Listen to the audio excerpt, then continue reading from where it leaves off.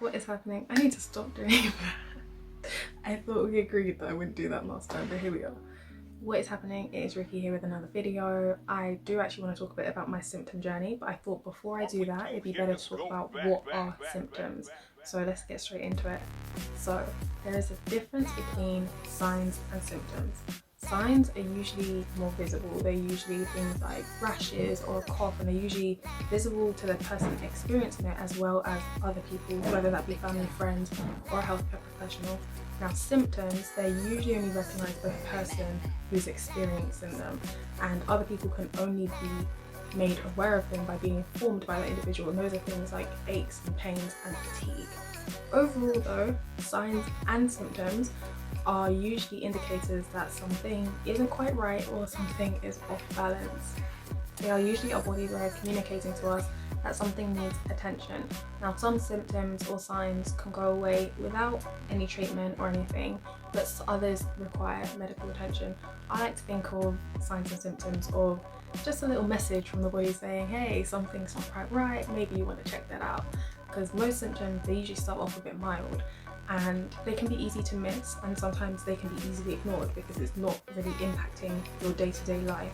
However, knowing what signs and symptoms are, in theory, it's best practice to not ignore them, but more to kind of make note of them and bring them up to whoever we feel that we need to, or observe them. And if, for example, there's a pattern, or say for example, if when we eat certain things or do certain things, these certain symptoms appear, it's good to make note of them so you can kind of track what's happening and you can become more in tune with your body.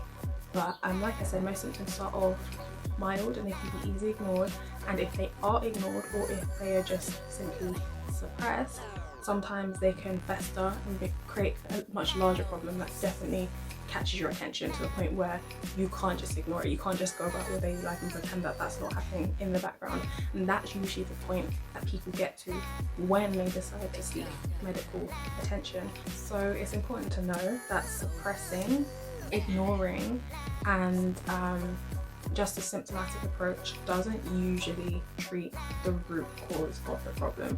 So often if we do have a mild symptom, let's take for example a headache, for example, there might be a reason why you have a headache, but more often than not we're kind of just conditioned, if you have a headache, take a painkiller and it kind of goes away, and we don't really look any further into why the headache was happening. It could be dehydration, let's say, but as we know, painkillers just block the pain, they don't actually solve the problem. So say for example, if the root cause of your headache is dehydration and all you do is take a painkiller, after it wears off, you're probably still going to have a headache, or if not, it may come back if you don't address the dehydration. Now, unfortunately, we're often told that medically there are no cures for the majority of autoimmune conditions.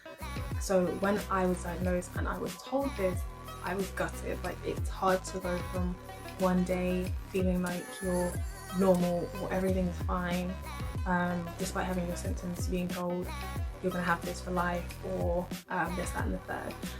So it was hard, honestly, but I was in such a bad way physically, like my health was not in a great place, that and I also wasn't presented with any other alternatives. I didn't know any other alternatives existed, so I just kind of did what I had to do, and I just made the best decision for myself that I could in that moment, and for me that was to take medication. However, I did over time learn and realize that most of the medications that you're given are a symptomatic approach. Most of them treat the symptoms but not really the root cause of the problem. Let me just finish up by saying I am not against medication at all. I just think it's important to know that if you want to truly get better and help bring back a better quality of life, it is important to treat the root cause as well as the symptoms. There's so much information out there, there's so many different factors that can help. Like, nutrition is definitely a factor, lifestyle is definitely a factor, movement, mindset, stress is a huge factor.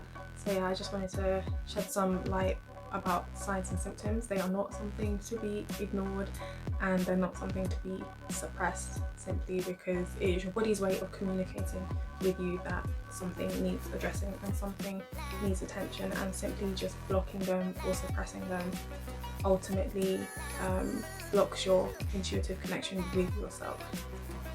So yeah, that is all for today. I will be back with another one about my symptom journey and how I got from where I was to where I am now, and all of that good stuff, everything in between. For now, I'm just going to leave it here. So yes, see you in the next one. Now, unfortunately,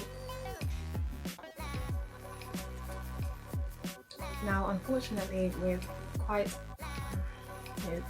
no. What is happening? I need to do something with my hands. What do we do?